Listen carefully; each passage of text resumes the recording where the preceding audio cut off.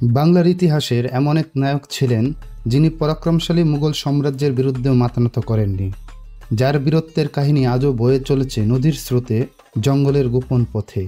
তিনি ঈসা খাঁ এবং তার অদম্য প্রতিরোধের দুর্গ জঙ্গলবাড়ি।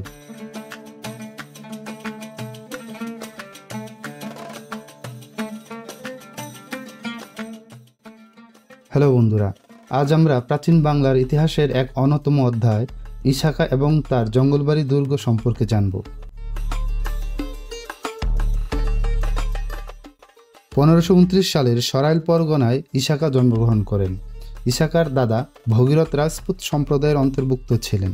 তিনি অযোধ্যা থেকে বাংলায় আসেন এবং বাংলার সুলতান গিয়াসউদ্দিন মাহমুদ শাহ এর অধীনে দেওয়ানের চাকরি গ্রহণ করেন।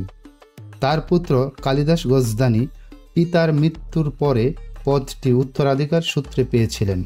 পরবর্তীতে সুফি সৈয়দ ইব্রাহিম দানিশমান্দের নির্দেশনায় ইসলাম ধর্ম গ্রহণ করেন এবং সুলেমান খাঁ নাম রাখেন।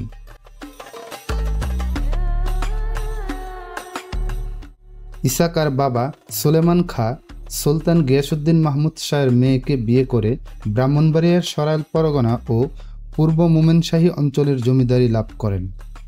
আফগান বংশোদ্ভূত ঈসা খাঁ প্রথম থেকে ছিলেন সাহসী, কৌশলী এবং স্বাধীনচেতা।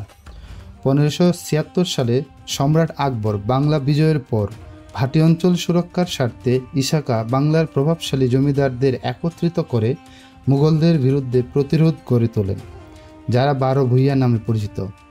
তিনি 12 ভূঁইয়াদের একজন এবং সোনারগাঁও অঞ্চলের জমিদার ছিলেন।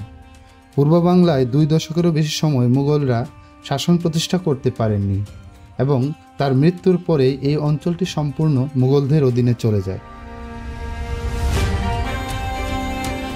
ঈসা খাঁ 1599 সালের সেপ্টেম্বর মাসে এক অজ্ঞাত রোগে আক্রান্ত হয়ে তার স্ত্রী ফাতেমা খাঁর বাড়ি ফুলদি জমিদার বাড়িতে মারা যান।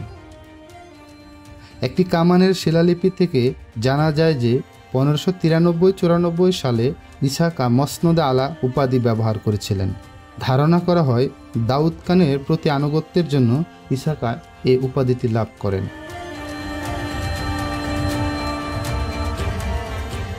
1585 সালের তৎকালীন কোচ রাজা লক্ষণ হাজরা ও রাম হাজরাকে পরাজিত করে জঙ্গলবাড়ি দুর্গ দখল করেন। কোচ রাজা লক্ষণ হাজরা বা ঈসা খাঁ কেউই এই দুর্গের স্থপতি নয়। এটি প্রাক মুসলিম যুগে নির্মিত বলে ধারণা করা হয়। তবে ঈসা খাঁ দুর্গ দখল করার পরে এর ভেতরে কিছু স্থাপনা নির্মাণ করেন এবং এর ব্যাপক উন্নয়ন সাধন করেন। এই দুর্গ থেকে পরে তিনি একে একে সোনারগাঁও সহ মোট 22টি পরগনা দখল করেন। 1597 সালে তিনি পাখুন্দিয়ার 11 সিন্দুরে মুঘল সম্রাট আকবরের সেনাপতি মানসিংহকে পরাজিত করেন। 1893 সালে একটি ভূমিকম্পের সময় দুর্গের বেশিরভাগ অংশই ধ্বংস হয়ে যায়।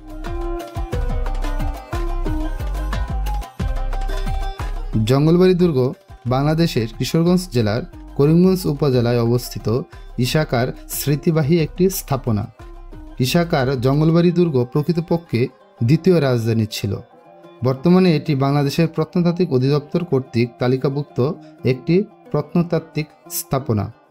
কিশোরগঞ্জ জেলার করিমগঞ্জ উপজেলাধীন কাদিরজঙ্গল ইউনিয়নের জঙ্গলবাড়ি গ্রামের নরসুন্দা নদীর তীরে এই দুর্গটি অবস্থিত।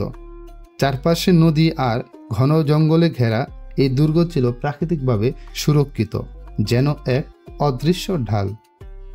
শত্রুরা সহজে এখানে পৌঁছাতে পারত না। জঙ্গলবাড়ি হয়ে ওঠে ঈসা খাঁর স্বাধীনতার দুর্গ। বাড়ির সামনেই ঈসা খাঁর সময়ে খনন করা একটি সুবিশাল দিঘি আছে। তার পাশে রয়েছে একটি 3 গম্বুজ বিশিষ্ট মসজিদ। ধারণা করা হয় ঈসা খাঁ এই মসজিদটি নির্মাণ করেছেন। মসজিদের ভেতরে মুঘল স্থাপনা শৈলীর ছাপ পাওয়া যায়। মসজিদের পাশেই ঈসা খাঁর বংশধরদের বাঁধানো কবরস্থান রয়েছে। 2005 সালের 12 জুন দুর্গের ভেতরের দরবার গৃহটি সংস্কার করে স্থানীয় প্রশাসন ঈসা খাঁ জাদুঘর এবং পাঠাগার স্থাপন করেন। সেখানে ঈসা খাঁর বিভিন্ন ছবি, তার বংশধরদের তালিকা এবং বিভিন্ন নিদর্শন রয়েছে।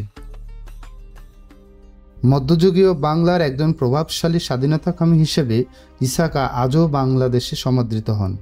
চট্টগ্রামে অবস্থিত বাংলাদেশ নৌবাহিনীর বৃহত্তম ঘাঁটি বনৌজা ইশাকা তার নাম বহন করে। কালের বিবর্তনে আজ জঙ্গলবাড়ির অনেক কিছুই হারিয়ে গেছে, তবু ইতিহাসের পাতায় রয়ে গিয়েছে এক গৌরবময় অধ্যায়।